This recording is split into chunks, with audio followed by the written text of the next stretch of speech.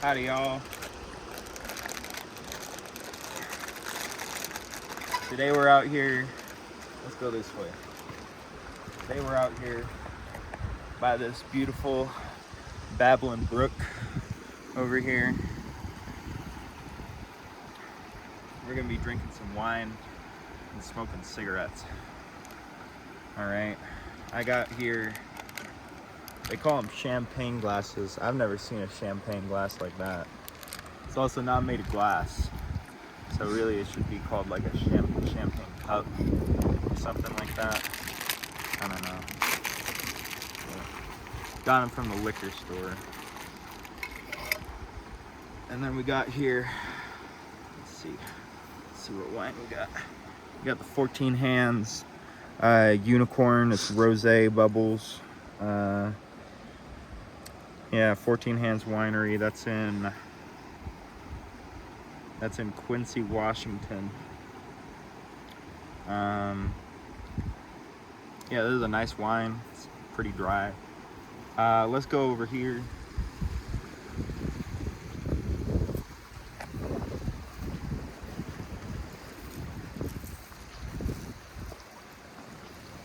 Look at this snow on the ground over here. Look at that. Isn't that pretty? Snow and ice. Wow. Beautiful, lovely day. Lovely day. Take a little sit down here. Oh, let's sit over here.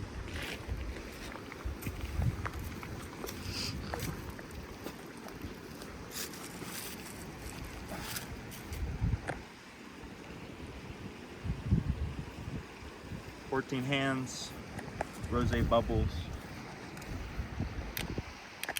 It's got a good carbonation to it right off the bat. I don't know, it smells like rotten grapes, you know?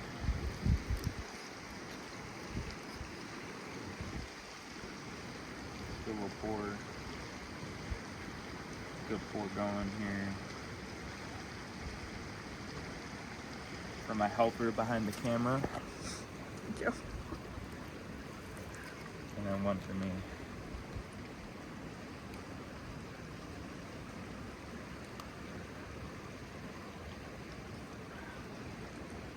Yeah, that's some wine. That's some wine. Let's see here. 13%.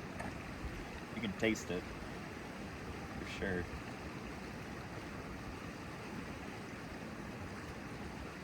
It maybe be a little better cold.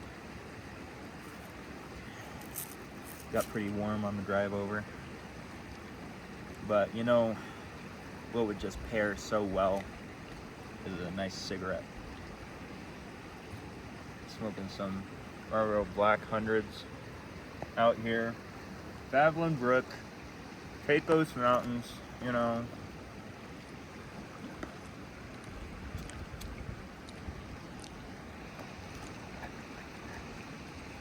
And then we got the pot leaf cigarette holder. Pop it on.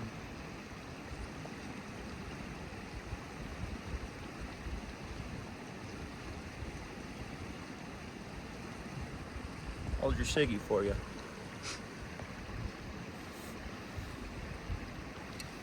Ah, what a day, what a day. I've already been over by Cochiti Lake. It's the second largest lake in New Mexico. Beautiful sight. Water was looking a little murky this time of year, I'll say. But I'm sure it'll clear up a little bit more as we start going into summer.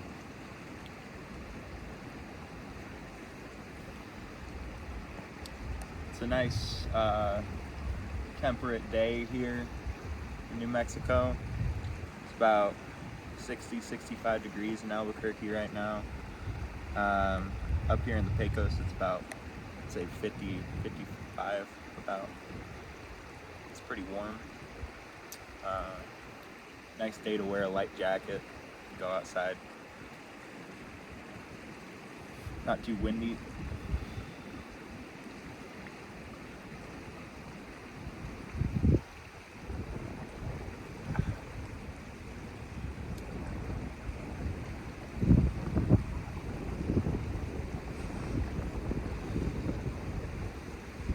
quite a stockpile of wood here. I wonder if this used to be a beaver dam. I got put up. A bunch of people came and tore it out. It's kind of what it looks like to me. Although a lot of these bigger logs look like they probably weren't put here by a beaver. I don't see a little old beaver dragging this sucker, you know. But maybe it was a way to reinforce this part of the riverbank. Help the grass take root and all that.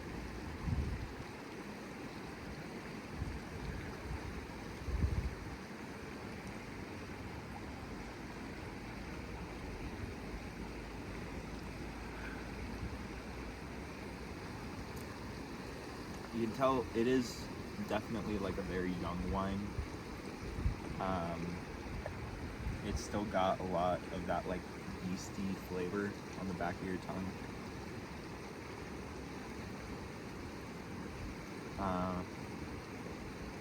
Definitely doesn't have, I wouldn't say more than a year of aging on it.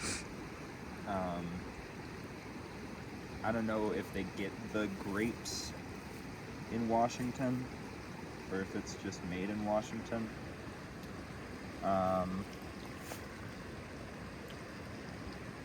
But this is a pretty good wine. It's going for really cheap at my local liquor store right now. I think people didn't like it because of the unicorn on the label. So it's only $4 a bottle right now at the Quarters on Yale. It's pretty solid. I'll say if you only like sweet wines, you don't really want it. But it's a nice, dry, sort of crisp wine.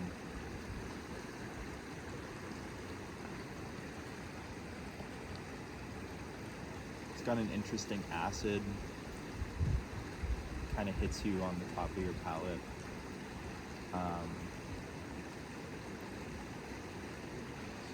That's really most of what you get from it. There's not a lot of like flavor or body to this wine.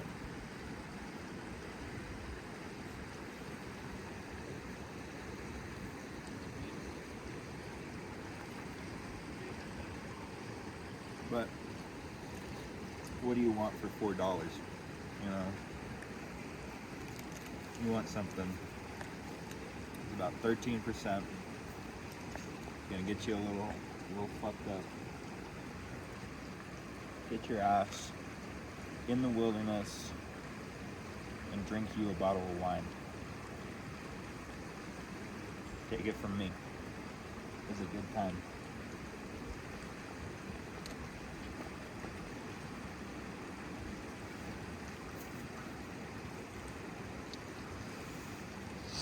Yeah, a lot's been going on. I'm trying to get this publishing company started. It's my new thing. I want to publish a couple things. Mostly, I want to start with doing some local runs of my book, Angel Vermouth. And just see what the reception is for it. See if it's something that people are really interested in. I want to pitch it to some local shops. I'm doing self-publishing in like the most literal sense of the word. Like I'm cutting and printing and doing everything at home, binding the books myself, you know, which is something I kind of know how to do. I'm kind of still getting better at it. But I don't know, I think this is a good opportunity for me, and it'll lead to something good. I need to reformat a little bit the document for Angel Vermouth. That'll probably take a few hours, and then I've got to do a lot, but I've been taking a lot of classes this semester at UNM. And I don't know, they're kind of kicking my ass. I'm taking 6 classes this semester. On Tuesdays and Thursdays, I go to school from 9:30 to 3:15, which is like about as long as I went to school every day when I was in high school, like a little bit shorter. So I'm kind of feeling weird about that.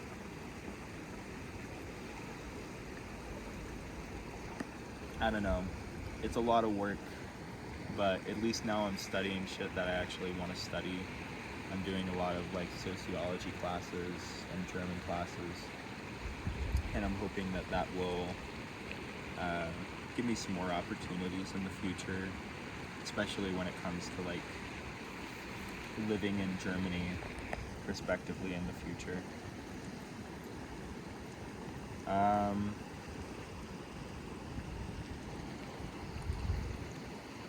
I've been on this new medication for a little while now. I'm seeing the doctor about it on Tuesday. It's called lorazepam.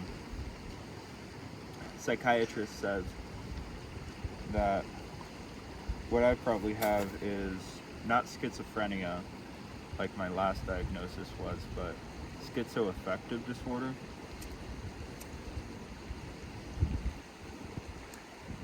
She described it to me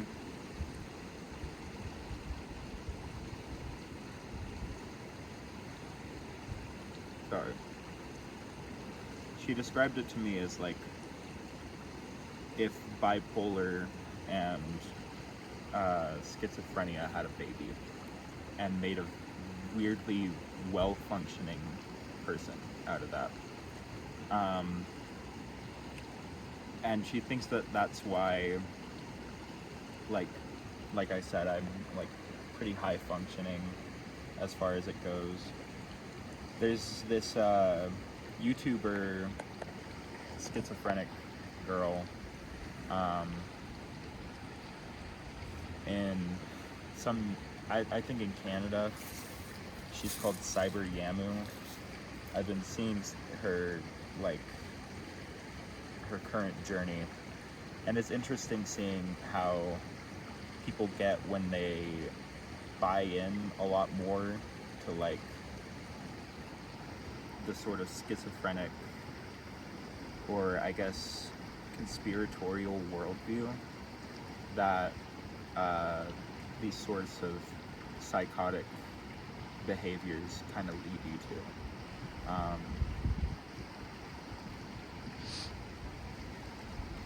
Like she's in a mental hospital right now in whatever city she's in, and today she said that she's going to stop posting because there's something watching her and broadcasting her, and she doesn't want to be on YouTube while that's happening. And she tried to explain it further in the comments section, but you can really just tell that like it's something in her head, something that's like convincing her that this is reality, you know, that she's living in a different reality than us. And it reminds me of like, I was dating this guy for a while, and he would I don't know, he stressed me out a lot, and I would have like very common like psychotic episodes when I was dating him. And I can kind of sympathize in that way, because for a while there I really lived like outside of reality. I was convinced that my boyfriend at the time that he could read my thoughts and that he could beam thoughts into my head, and then I would basically have these like arguments with him in my head, and then I don't know, a lot of it has to do with stress. This woman, she's 19 and she's homeless, and that puts a lot of stress on you. you know. Um, and frankly, I hate to say it, but I think she should start smoking. Because from what I understand, a lot of people with these psychotic disorders, we smoke. And it's because it's a very grounding experience to smoke. It's a very, it really pulls you back into reality. Just to have a cigarette. And I think that that would be good for her, at least to like give her a tether. Because as it stands, she's really going off the deep end in that hospital.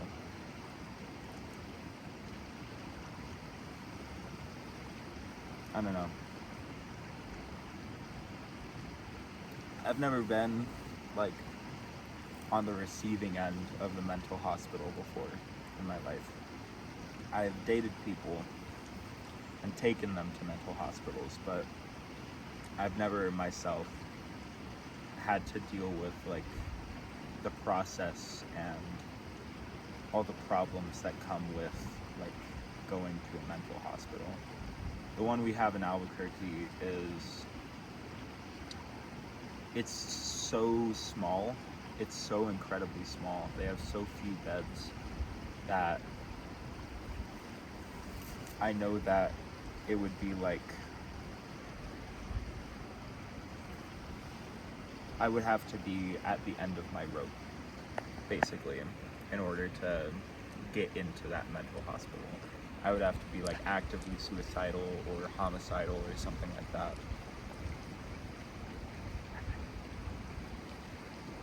And I haven't been suicidal, you know, like bad suicidal, like not just the ideation, but the planning out, the collecting materials for suicide. I haven't done that since I was like 13, you know, and I do think that like I am grateful that I have such a high functioning illness. I think that it's good that I can sort of live as a regular person and still have this like completely unique perspective on life that comes with like having a mental illness. I don't know. I haven't had the hardest life, I know that. I always thought that I was so close to just getting kicked out and being homeless my entire life. And that never really came to materialize. And I'm grateful for that, because that would be so incredibly stressful that I do think I would be pushed into a near constant psychosis, even with all the therapy and all the, you know, learning these strategies to cope with things that I've been through. I think that honestly, not being able to shower every day would kind of destroy me. That is the biggest thing, because it's like, yeah, I can survive, I can do these things, I know how to make fires, I know how to beg, you know. When I was in high school, I would beg for money from other students, you know, which was funny because I had a job and I was probably a bit richer at that point than a lot of like my classmates, but I would beg for money. I know how to do that. I know how to, I don't know, people act like it's such a debasing thing, like it makes you so like separate from everyone else, and it's, I don't give a shit about that. I don't know, I've always been separate from everyone else, you know. I'm a fucking ugly tranny from fucking New Mexico. I'm always gonna be different from everyone else. And I've learned to, in my life, embrace that. But I don't know. Right now I'm worried about money. That's my big thing right now, is I want to set myself up in a way where I can... Can I use your lighter? Yeah. Actually, can you just light it? I want in like a year or two to be like financially stable. You know, I'm sick of being poor. I'm sick of surviving off so little money. I really want to be a sort of breadwinner, especially for my mother, because she's getting a lot older now. And like, she's not at the point where I would call her like old, but I do think that she's at the point where she should really be enjoying her retirement. You know, she should really be like living her life to the fullest and doing the things she wants to do.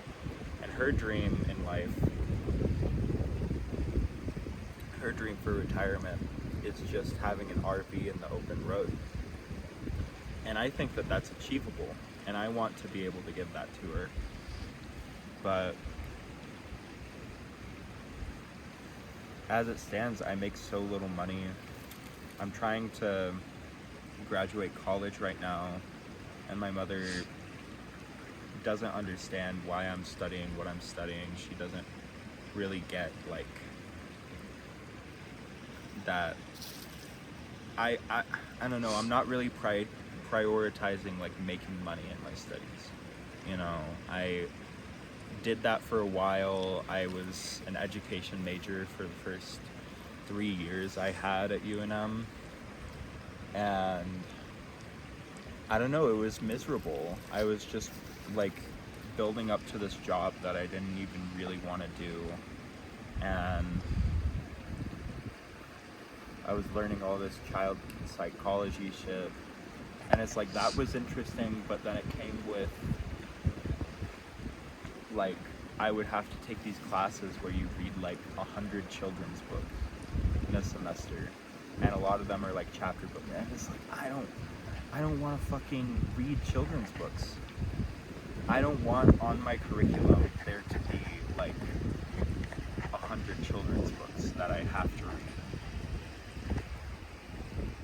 I don't know.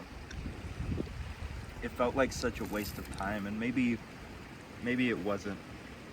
Maybe what I'm doing now is a waste of time. But it makes me happy, and it can't hurt to exist. It can't hurt to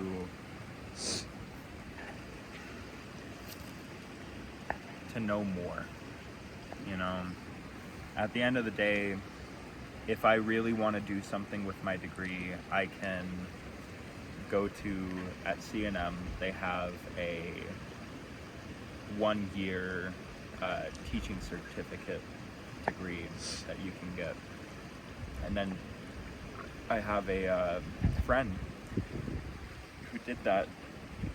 She studied mathematics in college, and then she did the 1-year degree at CNM, and now she's teaching at Albuquerque High.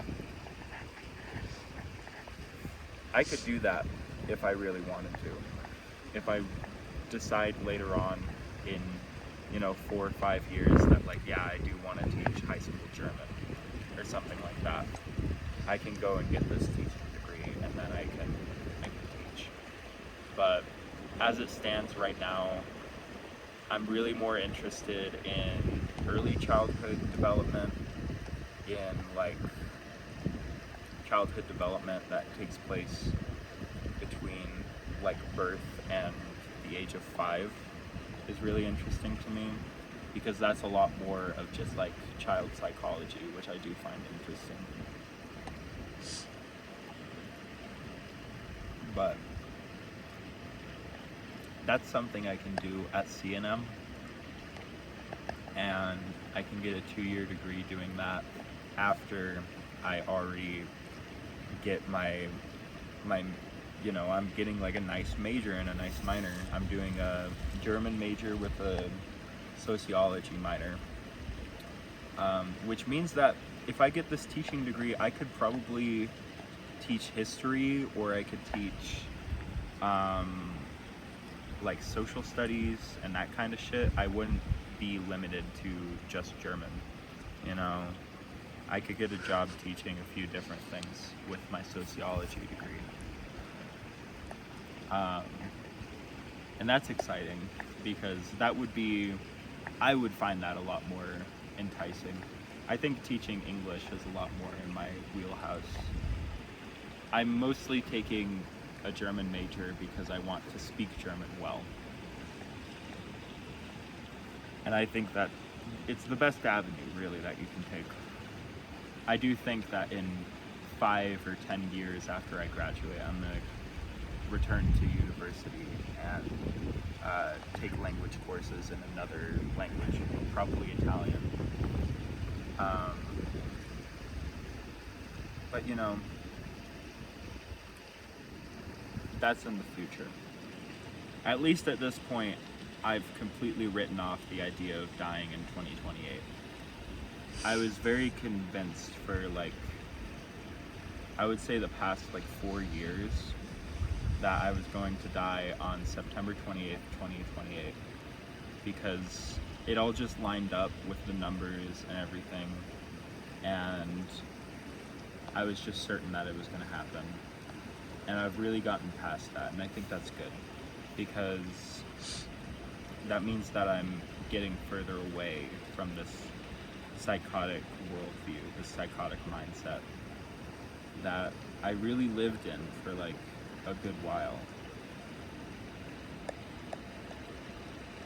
I'm starting to make plans for the future, which at the age of 22, it seems like it's what I should be doing, you know?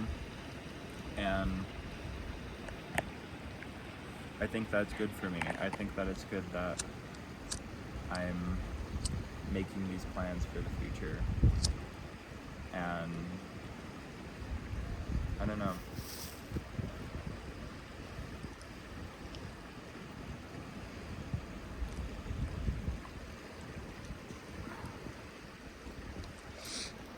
We're here by this babbling brook in Pecos wilderness. And all I can think of is being in the city and the things that I do there.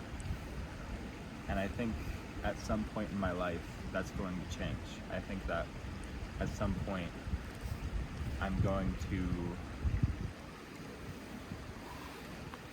sort of re-educate into the values that I held when I was younger. And I'm going to push myself more into this ideology of the commune, because I've been planning this commune for a while. It's going to be either in New Mexico or in Northern California. Those are the two prospective areas that we've been looking at. This is a plan I have for when I'm in my 30s. But essentially, we're going to build a sort of Main Street area and then have a ranch. It's going to be a lot of physical labor, a lot of manual labor, and a lot of people just sort of pitching in where they can. And I think that that will be good for us. We'll have a sort of collective farming thing going, and we'll pay back a lot to the local community. Hold on, the cameraman dropped their cigarette, so they gotta...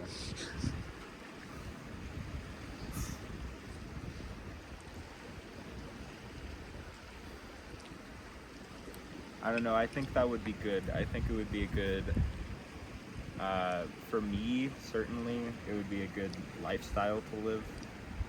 But also it would be a good example of what is possible. And what you can do with sort of a communal lifestyle, because we're planning on being a very modern, very respectable commune of people that are motivated, people that want to work and want to pay back to their community.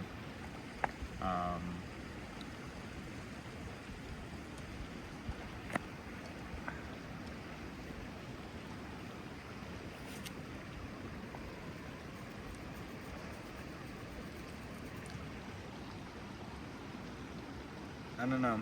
I think it'd be good. I think it would be very competitive, and I think that would be good. I think it would be competitive to live there, and I think a lot of people would want to live there. And I think that would be good for us because we would get very motivated people. Oh, you have my lighter.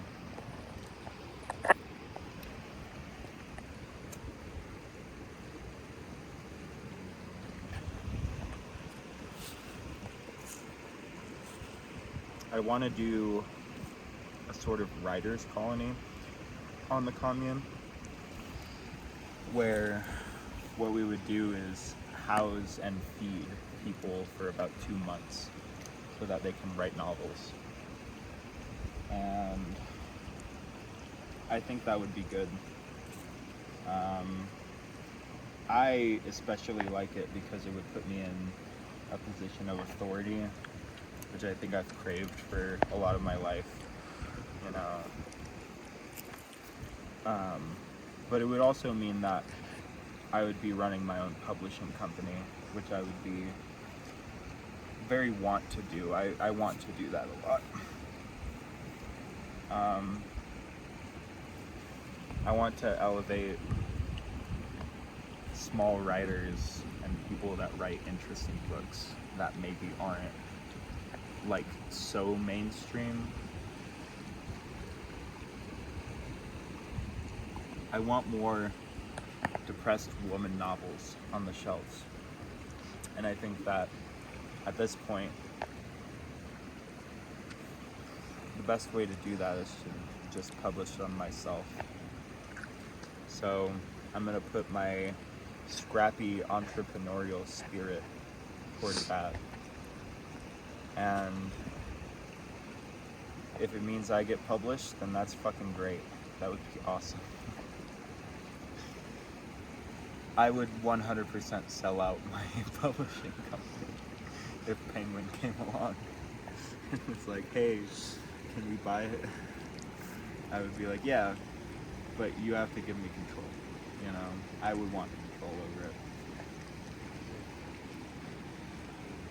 I would want to have my writer's commune with 100 applications a year and slots for only 26, you know. I think that would be good. For me it would be good.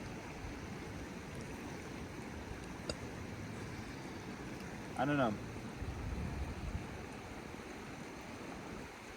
I don't know what I'm gonna do with my life at this point. I have a lot of plans, but I don't know if any of them will come to fruition. I'd like to stay in New Mexico, but it's being estimated now that we're going to lose water year after year from climate change, and that the land will be ultimately uninhabitable by 2150. So I'll probably want to cut out of here a lot earlier than that. So that's kind of what I'm thinking about right now. I'm going to finish this bottle of wine and sit by this babbling brook and relax and not talk my head off about what I've been up to for the past 6 months. So I'll see y'all next time.